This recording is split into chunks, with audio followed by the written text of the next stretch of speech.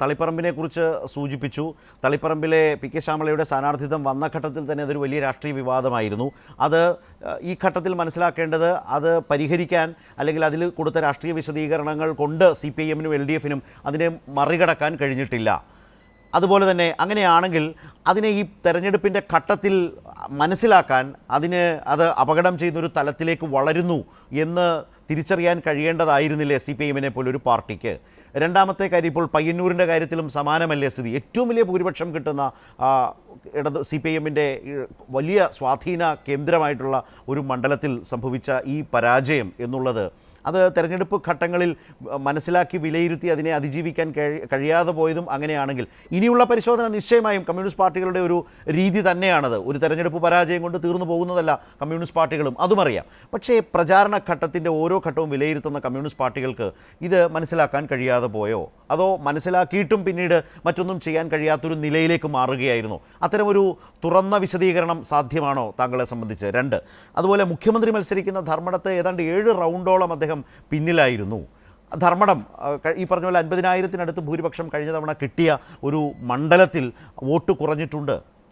ഉറച്ച ഇടതുപക്ഷ വോട്ടുകൾ അങ്ങനെയാണെങ്കിൽ മറുചേരിയിലേക്ക് പോയി എന്നല്ലേ അതുകൊണ്ട് മനസ്സിലാക്കേണ്ടത്? ഇത് കണ്ണൂർ മാത്രമായി അത് മട്ടന്നൂർ നോക്കൂ. മട്ടന്നൂരിൽ 60,000 കേരളത്തിൽ ഏറ്റവും അധികം ഭൂരിപക്ഷം ലഭിക്കുന്നൊരു മണ്ഡലത്തിൽ സംഭവിച്ചത് എന്താണ് എന്ന് വിശദീകരിക്കാതെ തന്നെ താങ്കൾക്കും അറിയാം. ഇനി കോഴിക്കോടേക്ക് പോയാൽ എലത്തൂർ പോലൊരു മണ്ഡലത്തിൽ നമ്മളൊക്കെ വേണമെങ്കിൽ പറയുന്നത് മട്ടന്നൂർ പോലെ കോഴിക്കോട്ടെ ഉറച്ച ഇടതുപക്ഷ മണ്ഡലമാണ്, CPIM മണ്ഡലമാണ്. അവിടെ നോക്കൂ, അവിടെ UDF അധികാരത്തിലേക്ക് UDF ആ മണ്ഡലം പിടിക്കാൻ കഴിയുന്നു എന്ന് പറയുന്നത് അടക്കമുള്ള പ്രശ്നങ്ങളിലെ അതാണ് ഞാൻ ചോദിച്ചത്. പ്രചാരണ സമയത്ത് തെരഞ്ഞെടുപ്പിൻ്റെ ഘട്ടങ്ങളിൽ വിലയിരുത്താൻ കഴിഞ്ഞിരുന്നോ അതോ അതിൽ പാളിപ്പോയിട്ടുണ്ടോ CPIM LDF? ഞാൻ നേരത്തെ പറഞ്ഞതിൽ ഇതിലെല്ലാമുള്ള ഉത്തരം അടങ്ങിയിട്ടുണ്ട്. അതായത് ഒന്ന്, കേരളത്തിൽ പൊതുവെ കഴിഞ്ഞ കുറച്ചു കാലമായിട്ടുള്ള വലതുപക്ഷവൽക്കരണത്തിൻ്റെ ശക്തിപ്പെടൽ, അത് സാംസ്കാരിക മേഖലയിലുണ്ട്, രാഷ്ട്രീയ മേഖലയിലുണ്ട്. അതിനെ പ്രതിരോധിക്കാൻ CPM നേതൃത്വം കൊടുക്കുന്ന ഇടതുപക്ഷ ജനാധിപത്യ മുന്നണിക്കായോ എന്നുള്ളത് പൊതുവായ ഒരു പരിശോധനയുടെ ഭാഗമായി വന്നാൽ സ്വാഭാവികമായിട്ടും അത് ധർമ്മടത്തായാലും തളിപ്പറമ്പിലായാലും പയ്യന്നൂരിലായാലും കോഴിക്കോട് ജില്ലയിലും കേരളത്തിലെ എല്ലാ ജില്ലകളിലുമുള്ള തെരഞ്ഞെടുപ്പ് ഫലത്തിൽ പ്രതിഫലിച്ച കാര്യമാണ്. വലതുപക്ഷ രാഷ്ട്രീയത്തിന് കുറേ കൂടി മേൽക്കൈ കിട്ടുന്നൊരു സാഹചര്യം കേരളത്തിൽ രൂപപ്പെട്ടിരിക്കുന്നു. രണ്ടാമത്, അധികാരം നഷ്ടപ്പെട്ട വലതുപക്ഷ ശക്തികൾ അധികാരത്തിൽ തിരിച്ചെത്തുന്നതിന് വേണ്ടിയുള്ള നാനാവിധത്തിലുള്ള ഇടപെടലുകൾ നടത്തുകയുണ്ടായി. ഇത് CPIM മനസ്സിലാക്കിയിട്ടുള്ള കാര്യമാണ്. പക്ഷേ അതിനെ മറികടക്കാനായില്ല എന്നതാണ് ഈ തെരഞ്ഞെടുപ്പ് ഫലം തെളിയിക്കുന്നത്. ആ കൂട്ടത്തിൽ ഇപ്പോൾ ഏറ്റവും ഒടുവിൽ വന്ന പോളിംഗ് കണക്ക്, മാധ്യമങ്ങളിൽ നിന്നുള്ള വാർത്തകളാണ് ഞാൻ ആശ്രയിക്കുന്നത്. ആ പോളിംഗ് കണക്ക് നോക്കുമ്പോൾ CPIM എന്ന പാർട്ടിക്ക് കേരളത്തിൽ ഈ തെരഞ്ഞെടുപ്പിൽ 21% വോട്ടാണ് കിട്ടിയത് എന്നാണ് മനസ്സിലാക്കുന്നത്. CPI ഉൾപ്പെടെയുള്ള പാർട്ടികൾക്കെല്ലാം കൂടി 10%. അപ്പോൾ 30% വോട്ടിലേക്ക് ഇടതുപക്ഷ ജനാധിപത്യ മുന്നണിയുടെ വോട്ട് പരിമിതപ്പെട്ടെങ്കിൽ, ഞാൻ നേരത്തെ പറഞ്ഞ ഭാഗമാണ് അതിന് മറുപടിയായി പറയാനുള്ളത്. വലതുപക്ഷ രാഷ്ട്രീയവൽക്കരണം ശക്തിപ്പെട്ടു. അധികാരം നഷ്ടപ്പെട്ട വലതുപക്ഷ വിഭാഗങ്ങൾ എല്ലാം ഒന്നിച്ചു. അതാണ് 57-ലെ തെരഞ്ഞെടുപ്പിൻ്റെ കാര്യം ഞാൻ പറഞ്ഞല്ലോ. ഭിന്നിച്ച് മത്സരിച്ചവൾ 60-ൽ തെരഞ്ഞെടുപ്പ് വന്നപ്പോൾ എല്ലാവരും ഒന്നിച്ചു, വലതുപക്ഷമാകെ ഒന്നിച്ചു. അതേപോലെ 10 കൊല്ലം അധികാരത്തിൽ നിന്ന് വെളിയിൽ നിൽക്കേണ്ടി വന്ന വലതുപക്ഷ ശക്തികൾ എല്ലാ നിലക്കും അവരൊരുങ്ങിയിരുന്നു. അതിനെ മറികടക്കത്തക്ക നിലയിലുള്ള രാഷ്ട്രീയവും സംഘടനാപരവുമായിട്ടുള്ള പ്രവർത്തനങ്ങൾ നടത്തുന്നതിൽ CPM-നും ഇടതുപക്ഷ ജനാധിപത്യ പ്രസ്ഥാനത്തിനും പോരായ്മകൾ വന്നിട്ടുണ്ട്. അതാണ് ഈ തെരഞ്ഞെടുപ്പ് ഫലം തെളിയിക്കുന്നത്. അതിൻ്റെ വിശദാംശങ്ങളിലേക്ക് എനിക്കിപ്പോൾ കടക്കാൻ കഴിയില്ല. ഞാൻ പാർട്ടിയുടെ സംസ്ഥാന കമ്മിറ്റി അംഗമെന്ന സംസ്ഥാന കമ്മിറ്റി കൂടി ചർച്ച ചെയ്യേണ്ടത് നിശ്ചയമായും അത് മനസ്സിലാക്കാം.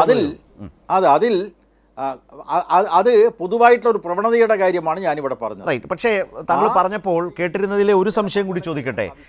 അതായത് വലതുപക്ഷവൽക്കരണം വർദ്ധിച്ചത് ഇടതുപക്ഷത്തിൻ്റെ തോൽവിക്ക് ആഘാതം കൂട്ടി എന്ന് പൊതുവിൽ പറയുന്നത് മനസ്സിലാക്കാം. പക്ഷേ ഞാനിവിടെ പരാമർശിച്ച ചില മണ്ഡലങ്ങളുണ്ടല്ലോ, ഉദാഹരണത്തിന് വേണ്ടി എടുത്തവയായിട്ട് മാത്രം അതിനെ എടുക്കുക. ഈ മണ്ഡലങ്ങളിലെ ഇടതുപക്ഷ വോട്ടുകളാണ് ഇപ്പോൾ നഷ്ടപ്പെട്ട് UDF-ന് കരുത്തു പകർന്നത്. അങ്ങനെയാണെങ്കിൽ ആ ഇടതുപക്ഷ വോട്ടുകളെല്ലാം വലതുപക്ഷത്തേക്ക് കൂറുമാറിയവയായി കരുതാനാകുമോ?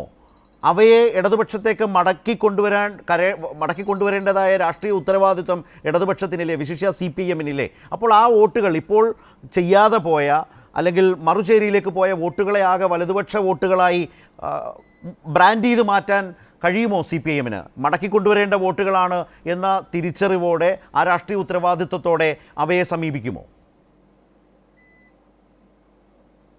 അതായത് ഈ വലതുപക്ഷവൽക്കരണത്തിൻ്റെ നാനാവിധത്തിലുള്ള ശക്തിപ്പെടൽ ഈ തെരഞ്ഞെടുപ്പിൽ മാത്രമല്ലല്ലോ നമ്മൾ കണ്ടത്. പഞ്ചായത്ത് മുനിസിപ്പൽ തെരഞ്ഞെടുപ്പിൽ എന്താ കണ്ടത്? കേരളത്തിലെ തെരഞ്ഞെടുപ്പ് ഫലങ്ങളുടെ പാറ്റേൺ നോക്കിയാൽ ലോക്സഭാ തെരഞ്ഞെടുപ്പിൽ ഇടതുപക്ഷത്തിന് മേൽക്കൈ കിട്ടാറില്ല, വിജയം കിട്ടാറില്ല. അതേസമയം പഞ്ചായത്ത് മുനിസിപ്പൽ തെരഞ്ഞെടുപ്പിലോ, പഞ്ചായത്ത് മുനിസിപ്പൽ തെരഞ്ഞെടുപ്പിൽ സാധാരണഗതിയിൽ പഞ്ചായത്തിലെ ജനപ്രതിനിധികൾ, പഞ്ചായത്തിലെ നേതാക്കന്മാർ, അവരുടെ ഇടപെടലുകൾ, ഇതിൻ്റെ അംഗീകാരമൊക്കെ സാധാരണ തദ്ദേശ ഭരണ തെരഞ്ഞെടുപ്പിൽ ഇടതുപക്ഷ ജനാധിപത്യ പ്രസ്ഥാനത്തിന് നല്ല മുന്നേറ്റത്തിന് വഴിയൊരുക്കാറുണ്ട്. പഞ്ചായത്ത് മുനിസിപ്പൽ തെരഞ്ഞെടുപ്പ് ഫലങ്ങൾ പൊതുവിൽ ഇടതുപക്ഷത്തിന് അനുകൂലമായിട്ടുള്ള നിലയാണ് ഉണ്ടാവാറ്. നിയമസഭയിൽ അനുകൂലവും പ്രതികൂലവുമായിട്ടുണ്ടാവും. ലോക്സഭാ തെരഞ്ഞെടുപ്പിൽ, ദേശീയ തെരഞ്ഞെടുപ്പിൽ പലപ്പോഴും ഇടതുപക്ഷത്തിനെതിരായിട്ടുള്ള ഫലമാണ് ഉണ്ടാവുക. അപ്പോൾ വ്യത്യസ്ത തെരഞ്ഞെടുപ്പുകളിൽ വ്യത്യസ്ത ഫലങ്ങളാണ് കേരളത്തിൽ ഉണ്ടാവാറ്. ഈ 2026 തെരഞ്ഞെടുപ്പിലും ആവർത്തിച്ച കാര്യമാണ് ഞാൻ നേരത്തെ സൂചിപ്പിച്ചത്. വലതുപക്ഷ രാഷ്ട്രീയവൽക്കരണത്തിന് മേൽക്കൈ കിട്ടുന്നൊരു സാഹചര്യം ഉണ്ടായി.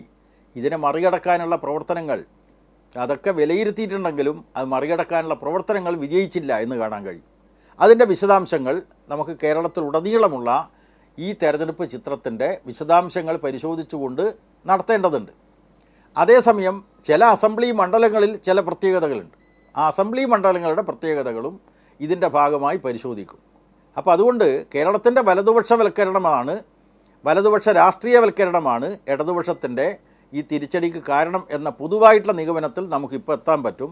ബാക്കി മറ്റ് വിശദാംശങ്ങളൊക്കെ നമുക്ക് പിന്നീട് വിശദമായി ചർച്ച ചെയ്യേണ്ട കാര്യമാണ്. ശരി, അതിലൊരു കാര്യം കൂടി, താങ്കൾ ഈ പറഞ്ഞതിൽ തന്നെയാണെങ്കിൽ പോലും ഈ തീരുമാനങ്ങളോട് വിയോജിച്ചുകൊണ്ടോ അസംതൃപ്തി രേഖപ്പെടുത്തിക്കൊണ്ടോ അകന്നുപോയവർ, അതാണ് ഞാൻ മുമ്പ് സൂചിപ്പിച്ചത്, അകന്നുപോയവർ അല്ലെങ്കിൽ മാറി വോട്ട് ചെയ്തവർ, അവരുടെ ഒരു ഇടതുപക്ഷ ആഭിമുഖ്യത്തെ സംശയിക്കേണ്ടതായ ഒരൊറ്റ തെരഞ്ഞെടുപ്പ് കൊണ്ട് സംശയിക്കേണ്ടതായിട്ടുണ്ടോ? അങ്ങനെയാണെങ്കിൽ അത്തരത്തിൽ ഉള്ള ആളുകളെ മടക്കിക്കൊണ്ടുവരിക എന്നൊരു വലിയ പ്രക്രിയ കൂടി രാഷ്ട്രീയമായി ഏറ്റെടുക്കേണ്ടി വരില്ലേ CPIM? തീർച്ചയായിട്ടും. അത് പാർട്ടിയുടെ സംസ്ഥാന സെക്രട്ടറി ഇന്ന് മാധ്യമ പ്രവർത്തകന്മാരോട് പറയുന്ന കൂട്ടത്തിൽ അതിൻ്റെ ഭാഗം തന്നെയാണ് പറഞ്ഞത്. കാരണം കമ്മ്യൂണിസ്റ്റ് പാർട്ടിയെ സംബന്ധിച്ചിടത്തോളം പാർട്ടിയെ തെറ്റിദ്ധരിച്ചുകൊണ്ട്, പാർട്ടിയുടെ നിലപാടുകളെ വേണ്ടത്ര രീതിയിൽ ശരിയായി മനസ്സിലാക്കാതെ, അല്ലെങ്കിൽ ജനങ്ങളുടെ ശരിയായിട്ടുള്ള വിമർശനങ്ങൾ പാർട്ടിക്ക് മനസ്സിലാക്കാൻ കഴിയാത്തതിൻ്റെ ഫലമായിട്ടുള്ള തെരഞ്ഞെടുപ്പ് തിരിച്ചടികളെ സംബന്ധിച്ച് പാർട്ടി സ്വയം പരിശോധിക്കുമ്പോൾ സ്വാഭാവികമായിട്ടും ചിലത് തെറ്റുകൾ സംഭവിച്ചിട്ടുണ്ടാവാം. ആ തെറ്റുകൾ പരിശോധിച്ചുകൊണ്ട് തിരുത്തൽ നടപടികൾ വരും. അതിൻ്റെ ഭാഗമായിട്ട് പാർട്ടിയിൽ നിന്ന് അകന്നിട്ടുള്ള ആളുകളെ പാർട്ടിയോടൊപ്പം അണിനിരത്താനുള്ള സഹിഷ്ണുതയോടുകൂടിയുള്ള നിലപാട് തീർച്ചയായിട്ടും സ്വീകരിക്കും. അങ്ങനെയുള്ള മാറ്റം മറച്ചലുകൾ സ്വാഭാവികമായിട്ടും മുൻകാല തെരഞ്ഞെടുപ്പുകളിൽ ഉണ്ടായിട്ടുണ്ട്. ഇപ്പോൾ ഒരു തെരഞ്ഞെടുപ്പിൽ LDF-നെതിരായി വോട്ട് ചെയ്തിട്ടുള്ള ആളുകളെ അടുത്ത തെരഞ്ഞെടുപ്പിൽ LDF-ന് അനുകൂലമായി വോട്ട് ചെയ്യിപ്പിക്കാൻ കഴിഞ്ഞിട്ടുണ്ട്. അതേപോലെയുള്ള ഇടതുപക്ഷ വോട്ടുകൾ എവിടെയെങ്കിലും നഷ്ടപ്പെട്ടിട്ടുണ്ടെങ്കിൽ അത് തിരിച്ചെടുക്കാനുള്ള തിരുത്തൽ നടപടികൾ പാർട്ടിയുടെ ഭാഗത്തുനിന്നുണ്ടാകും എന്നുള്ളതാണ് അതേക്കുറിച്ച് പാർട്ടിയുടെ സംസ്ഥാന സെക്രട്ടറി തന്നെ വ്യക്തമാക്കിയിട്ടുള്ളത്.